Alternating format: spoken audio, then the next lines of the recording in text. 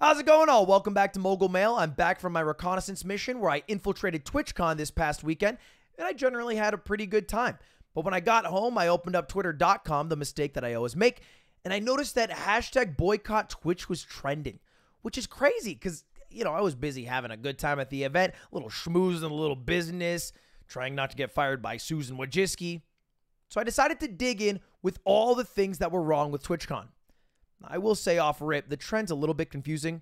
Generally, the point of boycotts is that you have something that you feel needs to change, a goal that you have with a company, and so you boycott the product until they make the change. This doesn't have a clear goal of what they are trying to change in this boycott. It more so is, we are mad at you, so we're not going to use your service. And it's specifically for Minecrafters, which mostly feels like it might just end up hurting the Minecrafters. Because I'll tell you what, no people are boycotting the streams of XQC, Hassan, and Mizkif who are gladly live and thriving on Twitch right now. So it doesn't make too much sense to me. I also saw this thread of everything wrong at TwitchCon from someone who wasn't at TwitchCon that had almost 100,000 likes. But one of the things on it was about how they're turning away people with bags at the TwitchCon party, which I think is a good thing, all things considered. So like a good policy to make sure you can do bag checks quickly and concisely and no one brings in anything bad. So I compiled everything that I think went wrong with TwitchCon, bearing in mind that I had a good time, but I was probably treated a bit differently because I'm friends with some higher up streamers and, you know, I get a pass every now and again. The biggest thing, the biggest problem that I saw happened at the Lenovo booth at TwitchCon. Now, bear in mind, this is not technically a Twitch sanctioned thing. You know, they sold the space to Lenovo, and Lenovo made this booth to show off their laptops, yada, yada, yada.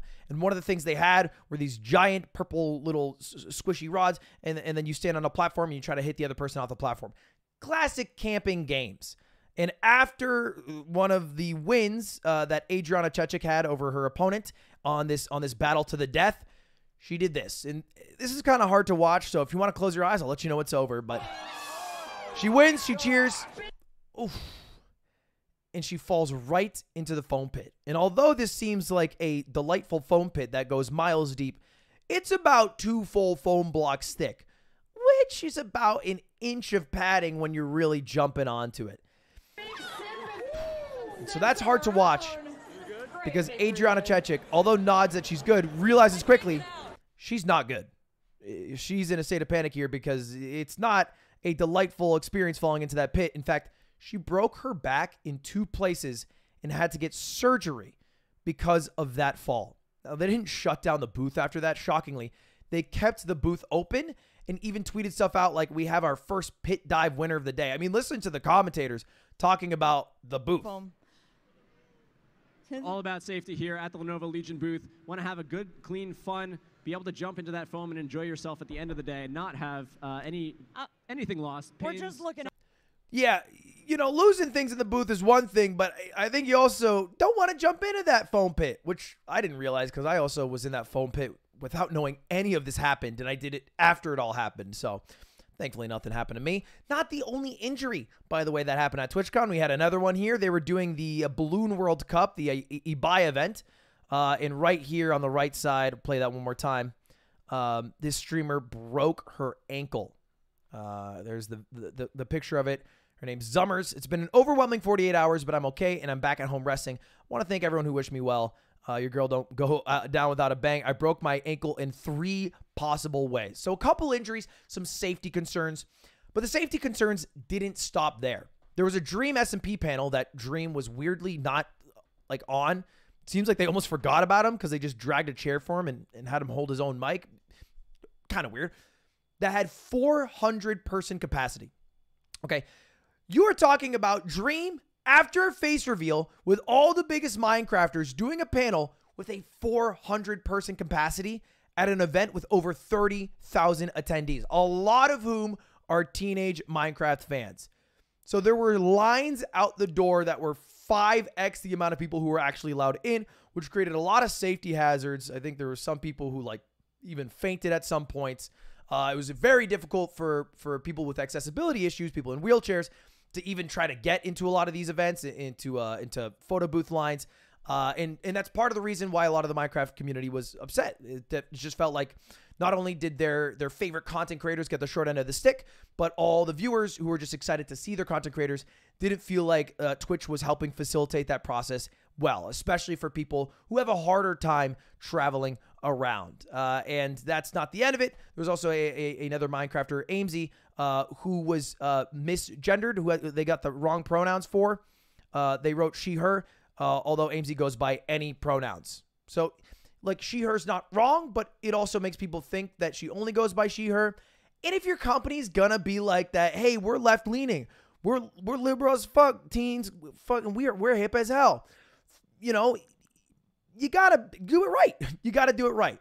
And I know there's a lot of employees inside of Twitch who are all about it, but the people who probably write things on the prompter are just doing their job and don't know, right? So it always comes across a little bit boomery and very out of touch. And this is another moment where they're out of touch when they got Amesy's pronouns wrong.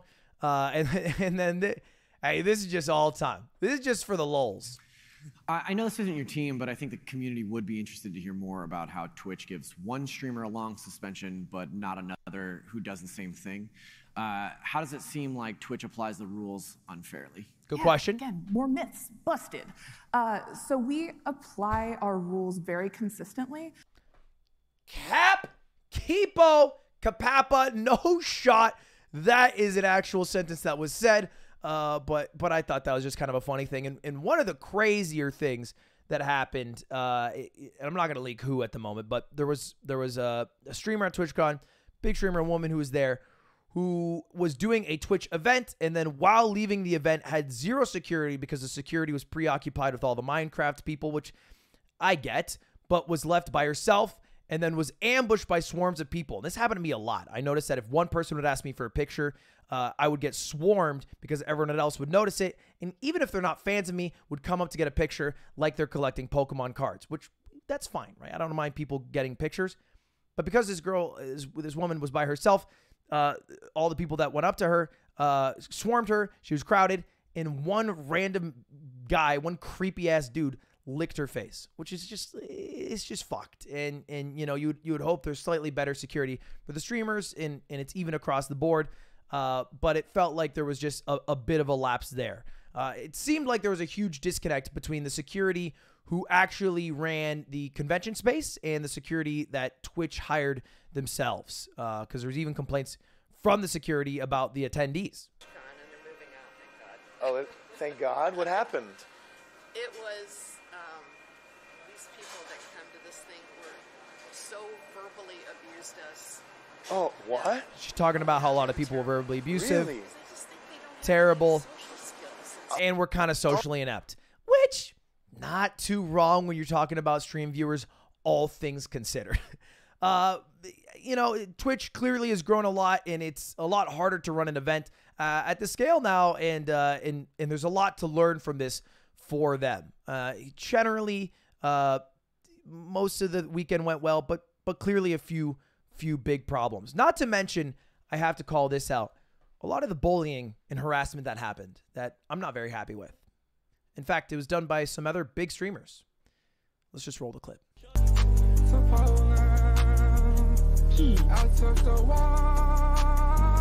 Bro. Yo, I told y'all there was gonna be a Ludwig ass nigga in the fucking spot. Yeah. Yo, what did I tell? Yo, Ludwig, first of all, is cool as fuck. I'm just dancing. You know what I mean? Like, I just don't feel like Twitch should allow this bullying. Anyway, boys, that's about everything that went wrong with TwitchCon. If there's anything else I missed, let me know. And thanks for watching. Subscribe. Have a good one. See you later, boys. See ya. Have a good one. See you later. Goodbye.